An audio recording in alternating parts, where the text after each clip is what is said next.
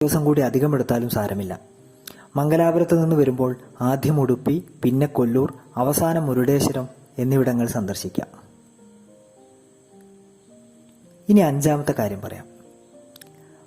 ബൈന്ദൂർ സ്റ്റേഷനിൽ നിന്ന് തന്നെ കൊല്ലൂരേക്ക് ടാക്സികൾ കിട്ടും.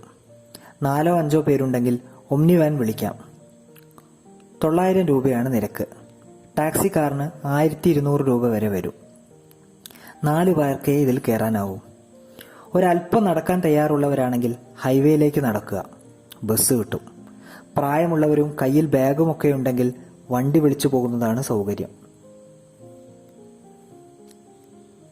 ഇനി ആറാമത്തേത്, ഹോട്ടലുകളിൽ ടവൽ, സോപ്പ് എന്നിവയൊക്കെ സൗജന്യമായി കിട്ടുമെന്ന് പ്രതീക്ഷിക്കരുത്. വാടക കൂടുതലാണെങ്കിൽ പോലും ചിലപ്പോൾ ഇതൊന്നും കിട്ടണമെന്നില്ല. 7